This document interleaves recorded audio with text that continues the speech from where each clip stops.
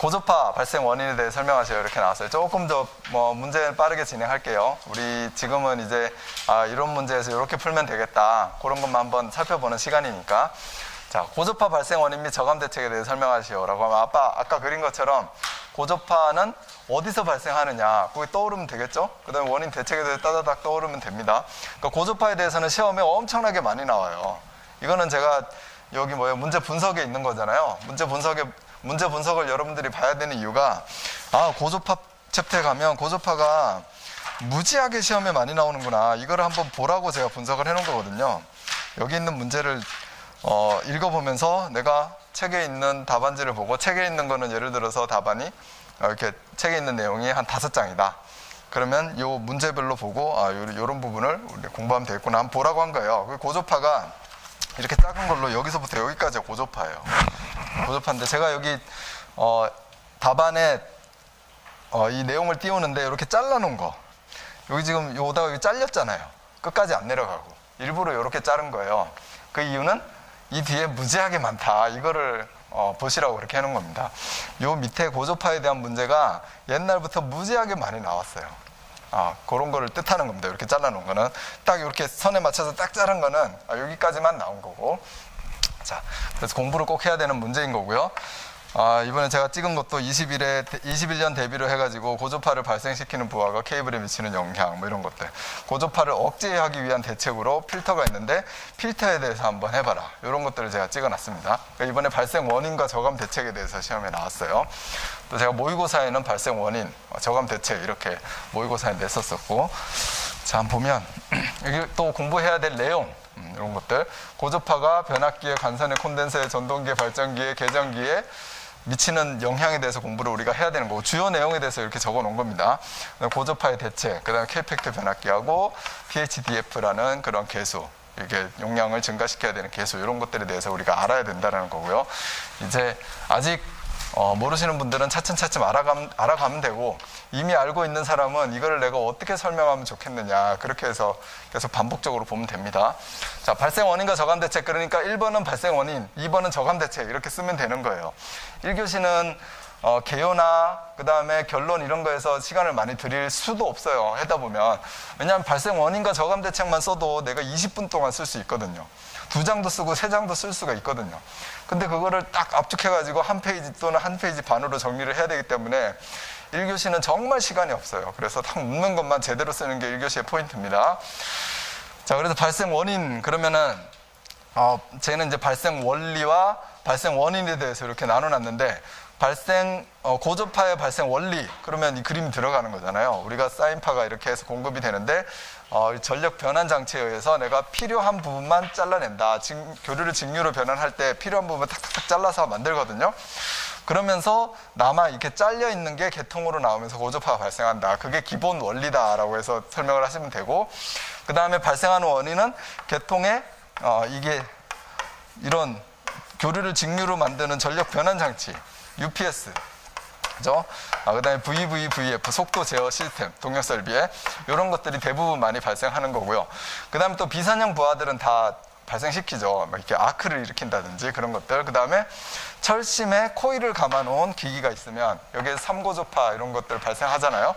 그래서 여기에 변압기라든지 이런 거 있으면 이제 발생하는 겁니다. 그래서 발생 원리와 발생원에 대해서 한번 보는 거죠. 가장 중요한 게 사이리스를 이용한 전력 변환 장치.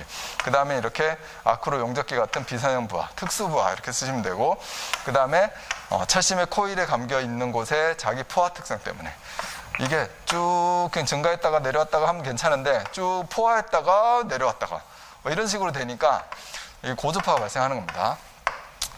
그리고 그 다음에 LED 조명 SMPS 얘도 교류를 직류로 만들죠. 근데 이상전압, 이런 과도현상 이런 것도 좀 일부가 될 수 있는데 이런 건 안 적어도 돼요.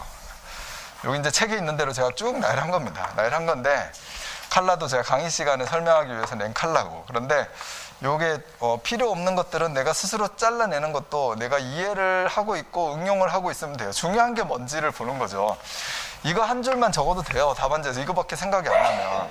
근데 중요한 거는 생각이 나야지 된다는 거죠. 여기에 추가적으로 내가 생각나는 게 있으면 원리상 공부한 게 있으니까 써주면 되는 겁니다. 자, 그리고 아까도 얘기했지만 이렇게 답안지대로 시험장에 가서 쓰는 게 아니에요. 목차는 문제대로 발생 원리, 그럼 목차 발생 원리. 내가 생각한 거, 이게 UPS야. 발생되는 원은. 그 다음에 VVVF 시스템이야. LED 조명의 SMPS야. 이런 게 생각나면 그렇게 내용 탁탁 적으면 되는 겁니다. 자, 오늘 저감 대책. 저감 대책도 우리 기본 교재에 보면은 이렇게 쭉 있어요.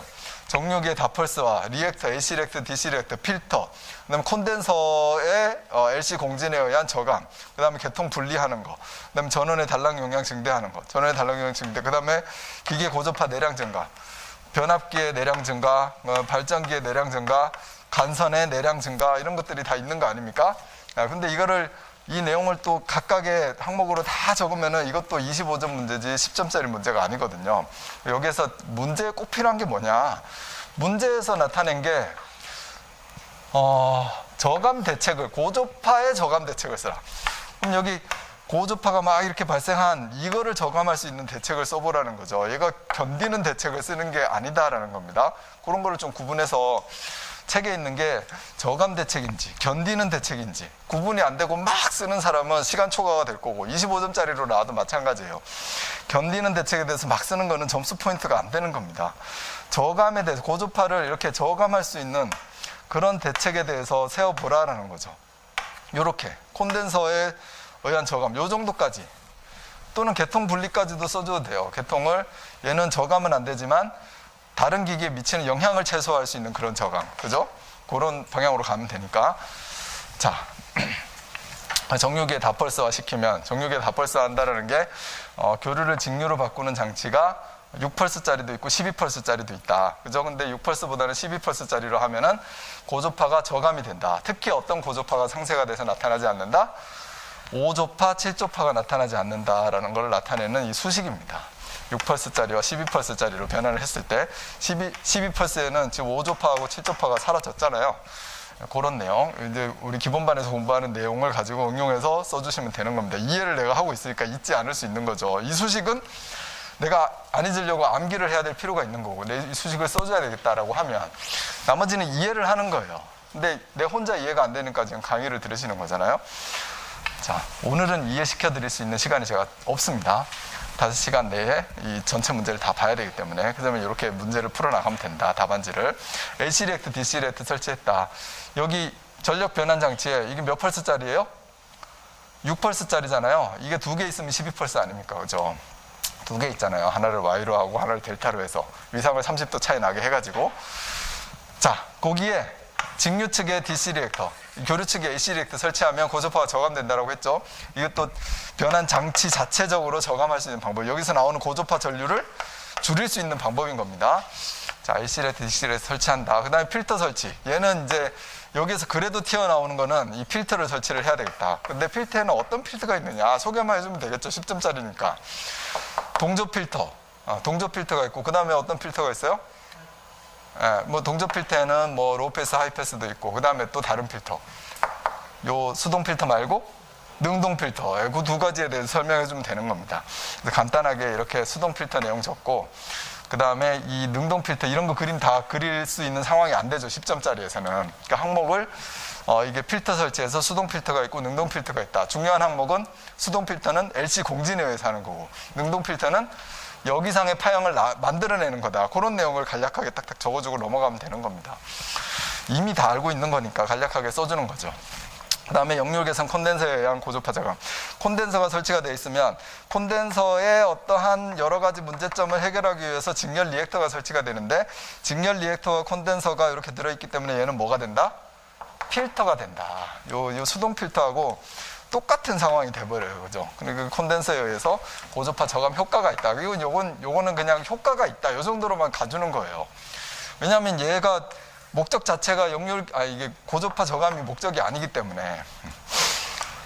자, 이 직렬 리액터는 고조파에 대해서 문제가 되기 때문에 그걸 저감하기 위해서 설치를 한 거거든요. 그런데 하다 보니까 약간 필터의 역할이 좀 있다라고 써주시면 되는 겁니다. 그 정도 해가지고 마무리 하시면 돼요.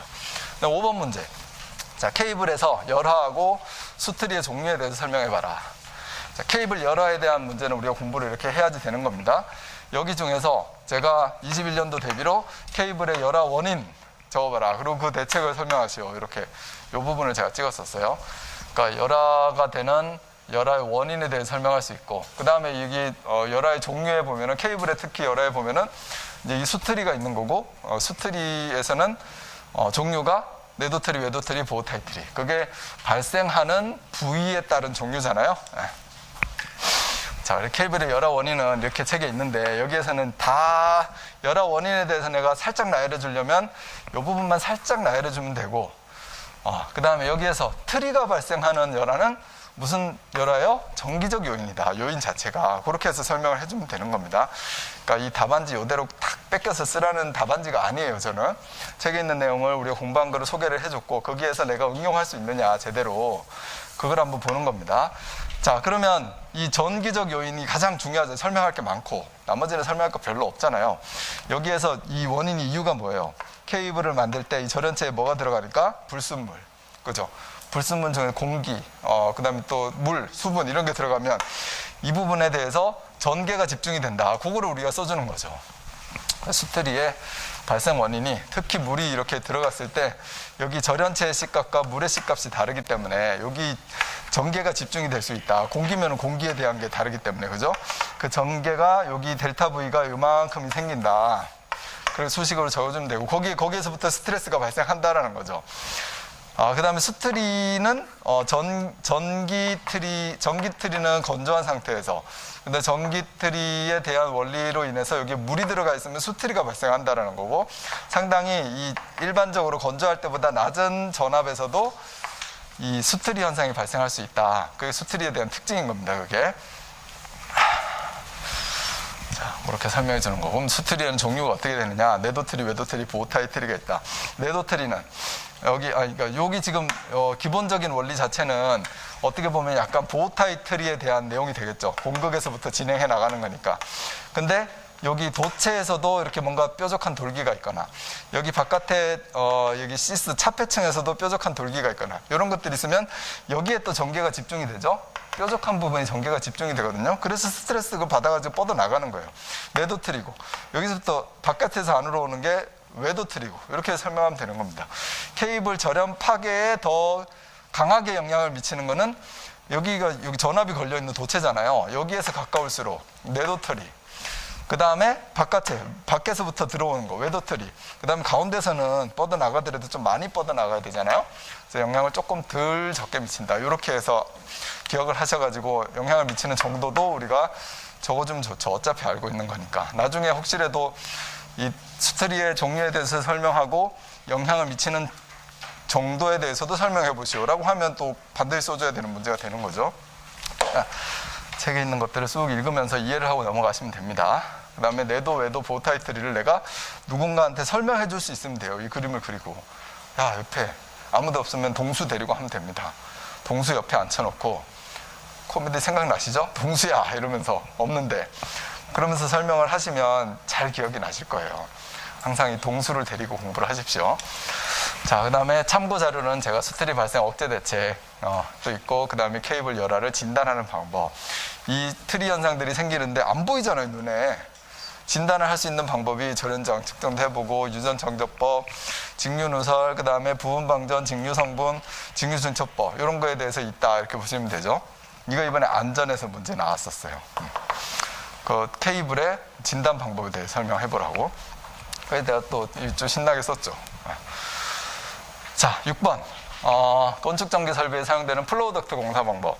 얘는 그냥 모르면은 선택을 못하는 문제였었지만, 기본적으로 이런 공사 방법에 대해서 공부할 양은 좀 되는데, 내가 기본에 입각해서 항상 쓰자라고 하잖아요. 그 전선관으로 공사할까요? 우선은 공사 방법 그러면 전선관에다가 전선을 넣는 방법. 그죠? 또 덕트나 트레이나 이런 데다가 넣는 방법. 덕트에는 절연전선도 넣을 수 있고 케이블도 넣을 수 있고, 트레이는 반드시 케이블만 가능하죠. 뭐 이런 것도. 그 다음에 전류 용량이 엄청 커요. 부스 덕트. 이게 대표적인 건데 전선관 안에도 강제전선관도 있고 PVC관도 있고 뭐 ELP 뭐 이렇게 후렉시블 관도 있고 여러 가지 관이 있죠. 그다음에 또 지중으로 넣는 이런 공사 방법들이 있고 지중에서는 직매식이 있고 관로식이 있고 암거식이 있고 이런 거 아는 거 아닙니까? 근데 이 공사 방법에 대해서 각각 설명해 봐라. 그러면 기술 기준에 있는 걸 어떻게 암기를 해요? 암기 못 하죠. 공사를 해보신 분, 감리를 해보신 분은 생각을 한번 하는 거죠. 또는 공부를 하는 사람이 기본에 입각해서 야, 전선관에다가 이렇게 전선을 넣을 건데 까지면 안 되잖아? 그럼 뭐 이렇게 부싱 이런 거 하는 거잖아? 그리고 이게 노출하면은 지지를 하는데 지지를 튼튼하게 해야 되는 거잖아? 1.5m인지 2m인지 이런 거 어떻게 외웁니까? 처음 하시는 분은. 근데 지지를 잘 해야 된다. 이런 게 기술 기준에 다 있을 거 아니에요? 이게 누전이 됐을 때 이게 손에 닿아가지고 감전이 되면 안 되잖아요. 그럼 뭘 해야 돼요? 이 쇳덩어리로 만들어진 거는 다 접지를 해야 돼요. 그죠? 예전에 기술 기준에서는 3정 접지해라, 특3정 접지해라, 막 전압에 따라서 이런 게 있었는데 지금은 없잖아요. 보호 접지, 개통 접지 나눠놨으니까 보호 접지 반드시 해야 된다. KEC 기준에 따른 보호 접지를 해야 된다. 이런 것들을 내가 써줄 수 있는 거 아닙니까? 습기에 대해서 문제없게 해야 된다. 뭐 이런 여러 가지 것들을 다 내가 쓸 수가 있거든요. 한번 읽어보고 그걸 내가 이해를 해놨다면. 네, 그 다음에 또 이 연결할 때는 제대로 된 자재를 연결을 해야지 된다. 뭐 이 커플링 같은 거 쓸 때 뭐 이런 거 하셔도 되고 여기 뭐 가내 깊이에 뭐 1.2배, 1.5배가 돼야 된다. 그렇게 안 해워도 튼튼하게 고정을 해야 된다. 외부의 압력을 뭐 받지 않게 손상이 되지 않게 해야 된다. 뭐 그런 것들을 써주면 되는 거다라는 거예요. 그 플로우 덕트도 이렇게 문제가 많이 났네요. 그죠? 플로우 덕트도 이 그림만 딱 보면 책에 있는 그림 아닙니까? 이 제가 강의하는 그림과 책에 있는 그림. 딱 보면 플로우 덕트는 어디다 하는 거지? 땅바닥에다가 이렇게 매설을 했고 콘크리트로 묻을 건데 얘를 왜 하는 거지? 콘센트를 빼내고 통신설비 저거 UTP 단자 이런 거 빼낼 때 우리 보통 어디다 설치해요? 다 벽에다 설치하면 되는데 왜 여기서 빼내야 되지? 바닥에서? 이유는 뭐예요? 벽이 없으니까 엄청나게 넓은 그런 실에 여기에서도 근무하고 여기서도 근무해야 되는데 여기에다가 줄줄줄 끌고 오면 이상하잖아요. 그러니까 덕트 처리를 해놓는 거죠. 중간에서 뺐을 수 있게. 그게 플로우 덕트다라고 이해만 하면 되는 거예요. 그러면 제대로 된 자재, 그 다음에 제대로 된 시공법 이런 거 다 적용을 하면 되는 거고 접지도 하고 다 하면 되는 거고 이 플로우 덕트에서 특화된 거 하나만 더 생각해 본다면 레벨을 잘 맞춰야 되겠구나. 건축 마감이 이만큼인데 우리 박스가 이만큼 쑥 들어가도 안 되고 박스가 이만큼 툭 튀어나와도 안 되겠죠. 그 다음에 콘크리트 물로 돼가지고 탓을 할 텐데 여기만 물이 들어가거나 그러면 안 되겠죠. 청소도 할 텐데 물이 들어가면 안 되겠죠. 그런 게 책에 보니까 기술 기준에 그런 내용이 있네 이러면서 절연 전선 사용하고 접속점이 없도록 하고 뭐 정기적으로 완전하게 접속하고 접지를 하고 이런 거는 모든 게 다 공통이에요. 모든 공사 방법이. 이런 거는 그냥 그대로 쓰고 여기에서는 특수하게 돌출되지 않도록 물이 스며들지 않도록 이렇게 해야지 되는구나. 물이 고이지 않도록 해야 되는구나. 끝에는 모든 덕트는 끝에 다 막습니다. 막아야 되는구나. 이런 거를 이제 써줄 수 있으면 된다라는 거죠. 그러니까 내가 이걸 찍지 않았어도 만약에 내가 제대로 쓸 문제가 8문제밖에 없어요. 그러면 내가 확실하게 몰라도 찍어야 되는 문제 아닙니까? 다음 시험에서는 그렇게 할 때 내가 8문제밖에 모르니까 8문제만 쓰고 오면 절대 합격 못 합니다. 그럼 100%예요, 100%. 근데 나머지 시간 관리를 하고 나머지 남은 시간에 이런 것들을 건드려 줄 수 있어야지 추가적 점수를 받고 내가 합격을 하는 겁니다. 자, 이렇게 문제가 다시 앞으로 가면 이 부분이 제가 예전에는 이 부분 다 공부하기 좀 힘들 것이다 여러분들한테 이렇게 강의하고 넘어가는 부분이 시공 방법에 대한 부분이었어요, 사실은. 근데 최근에는 시공 방법에 대해서 제가 이 정도라도 이해하고 써야지 된다라고 강조하는 이유는 KEC 때문에 그래요. KEC 기준에서 시공 방법에 대해서도 기술 기준에 있는 내용하고 좀 뭐라 그럴까 분류를 좀 틀어놨거든요. 그래서 이게 변화된 항목이다라고 하기 때문에 또 시험에 나올 수 있다라고 제가 보는 겁니다. 자, 그래서 조금 더 집중적으로 좀 보자라고 하는 거예요. 그러면 어떻게 KEC에서는 분류를 어떻게 바꿔놨냐? 전선관 시스템이 똑같아요. 갑상주지관, 금속관, 가유전선관 옛날이랑 비슷하죠. 근데 이 분류 번호 항목 자체가 나열이 좀 많이 바뀌었습니다.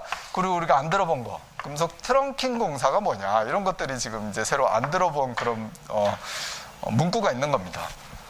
그냥 덕트 공사 이렇게 했는데 뭐 덕팅 시스템은 뭐냐? 여기에 플로우 덕트, 셀룰 덕트, 우리가 얘기하는 어떤 금속 덕트 이런 게 들어가 있고, 그다음 트렁킹 시스템은 뚜껑이 열리는 거, 합성수지 몰드 많이 해보셨죠?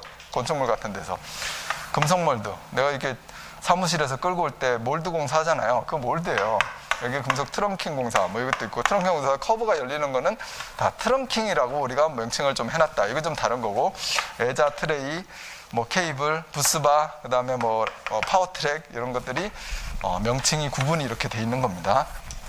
자, 그리고 이거를 좀 어떤 특징에 의해서 구분을 해보면, 전선을 보호하는 시스템, 전선관에다 넣는 거, 덕트에다 넣는 거, 이거 보호하는 시스템인 거죠. 그 다음에 뭐 트렁킹, 덕트 이런 것들. 자, 그 다음에 배선의 지지, 이게 케이블로 가는데 케이블을 그냥 지지를 하기 위한 거다. 케이블 트레이, 그죠? 예자를 가지고 전선을 지지했다. 지지만 해서 가는 그런 공사 방법, 이런 것들로 구분도 할 수가 있는 겁니다. 자, 그래서 공부를 해야 되는 부분이다라고 이제 지금 얘기를 해주는 거고, 여기에 대해서 내가 제대로 모르면은 한번 현장에 가서 한번 이렇게 보고, 현장이다라는 게 꼭 시공 현장 가야 됩니까? 네. 내가 아파트 지하 주차장 가도 다 있어요. 네. 그래서 매입돼 있는 건 안 보지만 노출되어 있는 건 다 보실 수가 있습니다. 그러면 공사를 저렇게 했구나, 그러면서 생각 한번 해보시면 돼요, 공부하면서. 자, 주의사항도 있네요. 이거 아까 얘기한 거구나. 그 다음에 7번 문제. 전압의 종별, 식별, 색상, 그 다음에 절연 저항 보겠습니다. 척별 저저압에 대해서. 이거는 기술기준 문제죠. 그래서 기술기준 문제는 제가 21년 대비로 꼭 준비해야 될 게 뭐냐라고 했냐면, KC에 대해서 공부를 하자 이렇게 했고, 지금 이제 바뀌고 내년에 1년 유예 두고 내년에는 이제 본격적으로 실시가 됩니다. KC의 주요 내용에는 전압의 범위다, 이렇게 제가 얘기했죠. 그 전압의 종별 구분 나온 거고, 색상 식별이다, 전선의 식별, 이게 시험에 나온 거고, 이렇게 KC에 대해서는 2개 나온 거예요. 그 다음에 나머지 여기 KC가 다 IC60364를 대부분 받아들였잖아요. 우리 IC60364 공부하면서도 전압의 종별이 있어요, 없어요? 있죠. IC에서 이미 우리 한 15년, 20년 전에 이미 이제 1000V, 1500V를 이미 한 거예요. 그래서 제가 IC를 우리는 열심히 공부했으니까 KC가 아무 문제 없다라고 얘기를 하는 겁니다. 전선의 식별도 갈흑회층, 옛날부터 KC가 제정되기 전부터도 갈흑회층으로 IC에는 돼 있다, 이런 얘기를 계속 해오었고, 그 다음에 IC에 보면은 우리 감전보호에 특별 저전압에 대한 보호 있잖아요. 그래서 거기에 대해서 보시면 됩니다. 내가 몰랐다면 얘만 3번만 모를 수 있는 거죠. 자, 이렇게 해서 내용을 보면 이게 저압은 1kV, 직류 1.5kV, 그 다음에 고압은 안 바뀌었어요, 그죠? 7kV까지가 이 저압에서 고압에 대한 범위입니다. 그 다음에 7kV를 초고압, 특고압이 되는 거고, 이 2개는 안 바뀐 거예요. 위에가 바뀌었고, 저압의 범위가 바뀌었고, 전선의 식별이 흑적, 청백, 녹에서 갈흑회청, 녹색과 노란색의 띠, 이렇게 바뀐 겁니다. 얘 때문에는 색상만 그냥 딱 이렇게 나열해도 점수를 주겠지만, 앞으로 여기 교체가 돼서 현장에서 증설하는 공사에 대해서는 이 단락사고가 발생할 수 있다. 색상만 보고 공사를 하다 보면 그 주의사항 이렇게 적어주면 되겠죠. 그래서 그런 거를 방지하려면 반드시 색상만으로 결정하지 말고 이런 문자로 표기할 필요가 있다라는 겁니다. 왜냐하면 흑적, 청백, 청색이 여기였거든요. 흑적, 청, 기존에 청색이 여기 T상이었는데 이게 N상이 돼버려가지고 이게 연결을 하면은 쇼트가 되는 겁니다. 이런 것들을 이제 주의해야 된다. 자, 사용전압에 따른 시험전압. 자, 옛날엔 0.1메가, 0.2메가, 0.3메가, 0.4메가 옴이었는데 이제 조금 강화된 거예요, 절연이. 그게 예전에 여러분들 시공해놓고 절연저항 측정해보면, 또는 현장에서 절연저항 측정해보면 몇 옴 나옵니까? 새 걸로. 자, 완벽하게 시공해놨어. 몇 옴 나옵니까? 딱 되는 순간? 50메가? 그거는 이제 자세하게 이렇게 보신 거고요. 대부분 메가로 딱 측정하면 그냥 무한대로 확 넘어가죠. 딱 측정하면 무한대로 확 다 넘어갑니다. 제대로 시공을 해놨네. 딱 측정을 했는데 50메가 또는 뭐 10메가 이렇게 됐다. 기준에 아무 문제 없죠, 사실. 문제 없는데 걔는 분명히 문제가 있는 시공인 거예요. 이 시공한 사람 입장에 생각해 보면 걔는 어딘가에서 살짝 누전이 되고 있기 때문에 새 거여서 지금 10메가 정도 나오는 거거든요. 근데 기준 자체가 뭐 0.1, 0.2, 0.3 이렇게 했으니까 뭐 토를 달 수가 없어. 안전공사에서도 뭐 그냥 패스죠. 근데 시공사의 양심으로 그런 걸 한번 판단해 볼 필요가 있습니다. 아무튼 그런데 이게 좀 강화가 됐죠. 이렇게 해서 1메가는 돼야 된다. 이렇게 강화가 된 거고요. 그리고 이렇게 낮은 전압으로 측정을 했을 때 이건 SPD 때문에 만든 기준이에요. 요즘에 SPD가 워낙 설치가 다 돼 있으니까 저압에 SPD를 설치를 하면 얘가 보통 뭐 220V 이렇게 우리가 쓰는 건데 여기에 뭐 250V 또는 500V, 1000V를 걸면 뭐가 돼요? 얘가 방전해 버려요. 이거 과전압이네 이러고 방전해 버립니다. 그러니까 측정할 때 어떻게 해야 돼요? SPD를 다 분리를 하고 측정해야 돼요. 이게 상당히 귀찮기도 하고 그 다음에 개폐기가 설치 안 돼 있으면 불가능하기도 하고 단자를 다 풀릴 수는 없잖아요. 그러니까 이렇게 저전압으로도 측정해야 될 필요가 있구나. 그래서 저전압을 만들어 놓고 250V라는 걸 만들어 놓고 그때 전현장을 0.5메가옴으로 이렇게 기준을 세운 겁니다. 요게 바뀌면서 살짝 이슈가 된 거죠. 좀 편리하게 잘 만들었다라는 겁니다. 그래서 2년 전에 바뀌면서 얘기를 했는 건데 이제자 시험에 한번 나온 거고 그래서 뭐 물론 어쩔 수 없죠.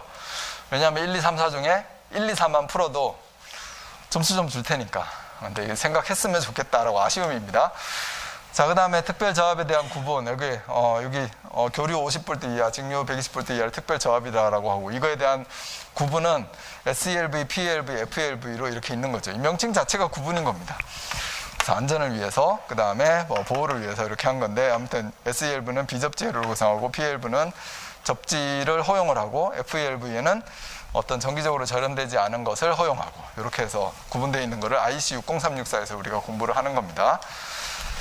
자, 8번. 배선 방식에 대하여 그림을 그리고 설명해라. 배선 방식이 뭔지만 알면 되죠. 배선 방식은 단상이냐 삼상이냐. 배선 방식은 나뭇가지식 이렇게 나뭇가지식, 평행식 뭐 이렇게 있는 거 이렇게인데 여기 우리가 암기해야 될 포인트 이게 부하 산정하고 그 다음에 간선의 분류를 선정하라고 간선의 분류는 동력용이냐 조명용이냐 또는 고압이냐 저압이냐 이런 거 분류입니다.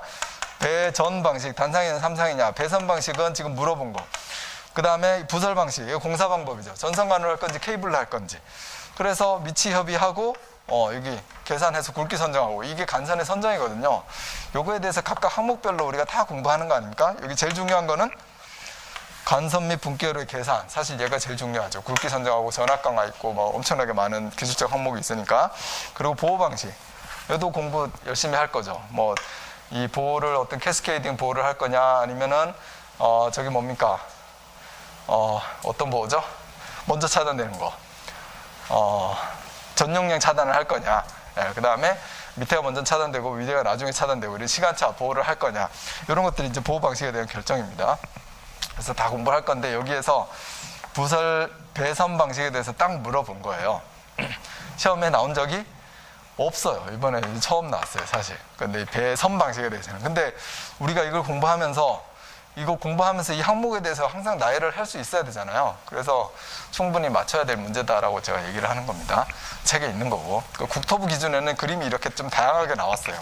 이렇게 쓰실 겁니까? 이거 혹시 국토부 기준에 봤다고 해도 힘들잖아요. 그죠? 10점짜리로 써내야 되는데 책에 있는 대로 하면 되는 거예요. 3가지, 4가지 해서 나뭇가지식, 저압배전반, 분전반 해놓고 그럼 이거 특징 그냥 보면 하나 가가지고 뿜기했네 하나 차단되면 정전이네 신뢰성 안 좋아 그죠?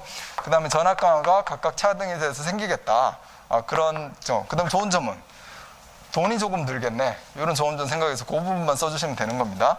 그 다음에 나뭇가지 평행식은 평행식과 나뭇가지식의 조합이죠. 그 중에서 어떤 장점 단점 이런 것들을 이제 가지고 설계를 하는 거고 그다음에 평행식은 우리는 이제 국토부에는 개별 방식이라고 나와요. 우리는 평행식이라고 공부를 했고 이 부분에 1대1로 가는 거 공사비가 많이 들겠네 근데 신뢰성은 좋겠네 하나가 차단돼도 나머지는 살아있으니까 전압도 한 뭐 일정하게 이게 좀 유지를 할 수 있는 그런 굵기를 선정을 하면 되니까 유지할 수 있는 그런 장점이 있겠네 보면 되는 겁니다.